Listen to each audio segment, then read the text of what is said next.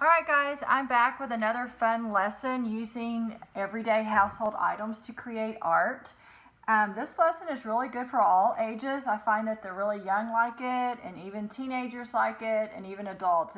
It's a pretty creative thing. You get to just relax and have a little fun making your own art. So what I have here today is you will need Elmer's glue. You will need yarn, or I had kitchen twine, so I'm going to be using kitchen twine for this project. I have a selection of colorful Sharpies and Scotch tape. And then I also have a piece of thin cardboard. I didn't have any boxes laying around to cut up, so I just took a cereal box and cut the front and the back of it off so I could use it for different purposes. So for today's purpose, this is going to be our canvas or work area. Okay, so what you're going to do is clear your space, and you're going to take your Elmer's glue and you're going to create your own design. Some people like to do swirls. You could actually create an object in the middle. You could do things like hearts. You could do flowers. There's all kinds of ideas.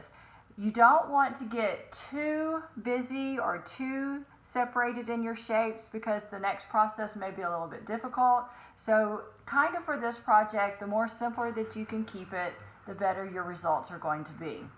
Okay, so this is a two-phase project. Your first phase will be taking your Elmer's glue, creating your design, and taking your twine or your yarn and gluing it down to the Elmer's glue.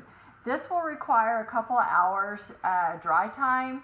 I would say probably 3 or 4 hours, or you could make it one evening and then the next day it will dry overnight and it'll be ready to go for you. Alright, so phase 2 of this project is going to involve using foil.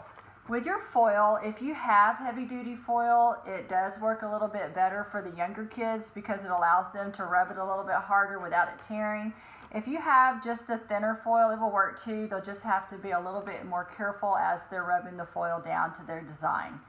So I'm going to take my foil. You'll notice that when you have foil, you'll have a really shiny side, and then you will have a dull side, okay? So what we want to do is we want the shiny side to be outwards in our project and be facing the audience. So you're going to take your foil with the dull side up, the dull side facing you. You're going to take your project and you're going to turn it upside down. You're going to turn that upside down, and then you're going to kind of wrap that foil like you were wrapping a present, okay? So you will fold the foil, you get a piece of Scotch tape, go ahead and secure that foil down. So I'm going to go ahead and put a little piece there, and then I'm going to turn it. Do the same thing to the other side.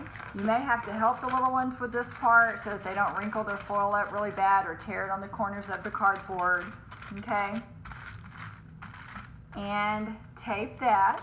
You're going to continue doing that until you have folded and taped all 4 sides of your design. All right. Make sure when you're making this project that you're not picking a piece of cardboard that's actually bigger than your box of foil, because remember, when you cut your cardboard, you're going to need some hangover area to be able to wrap it and secure it. So keep that in mind when you're cutting your cardboard out. All right, last one. All right, so what we're going to do now is we're going to turn this over, and you can see slightly that you can see some of my string design kind of showing through. This is where you want to take your finger, or your child will take their finger, and you're going to gently just start rubbing that foil, trying not to poke too hard around the string. Just kind of rub it. And I like to tell students that it kind of heats up and it'll start to kind of stretch a little bit, and it'll start fitting a little bit more snugly to your design the more and more you go over it and the more you rub, okay? So you'll continue to do that until you can see your design showing through and that it's evident. and you just keep rubbing. Okay, once you get all of that done, you're then going to take your markers and start coloring in the areas that are the shapes that you have. You're going to leave the raised areas where the string is. You're going to leave that silver. That adds a nice little metallic look to your design when you get done. And I like to tell students also that they can, each time they cross into a different space, they can change their colors, okay? So Sharpie markers work the best with this. It can be done with Crayola markers. You have to be careful not to get them wet. They dry a little bit different. I think the Sharpies dry a little bit smoother and they dry a little bit quicker for you, but it can be done with other markers. Okay, looks like we are just about done securing this design here. All right, and now the fun part begins.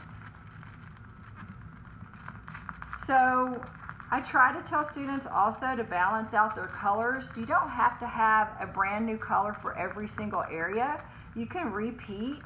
One of the things about art and doing designs like this, abstract designs, is that you kind of like to balance things out in three. So if I were to use red here, then I would probably try to attempt to have red in two other spots on my page. So that would create what we call a visual triangle. So if I have red here and I color in,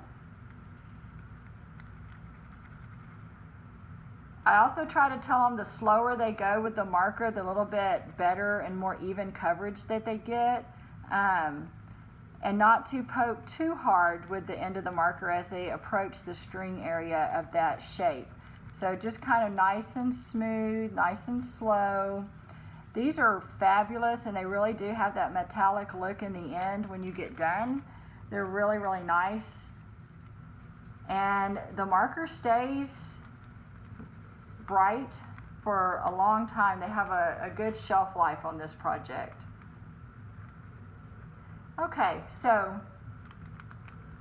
again with the visual triangle, if I have red here, I might choose to pick this spot over here to be my next one. That way, some students, they really like to try to pick a different color for every spot, but they don't understand that if you do that, number one, it's hard to have that many different colors of markers, and number two, it doesn't have visual unity. So that's maybe one of the vocabulary words you want to talk about when you're doing this project, to tie everything together and to make it all look like it belongs as one piece of art. So my next spot that I might want to do with the red would be over here possibly. That way I'm creating a visual triangle, okay? So for this project, you'll just continue coloring and spreading out your colors, and this one always has fabulous results. So happy art. All right, so once you have it all colored in, there you go. You have a finished product, a beautiful foil design. Have fun.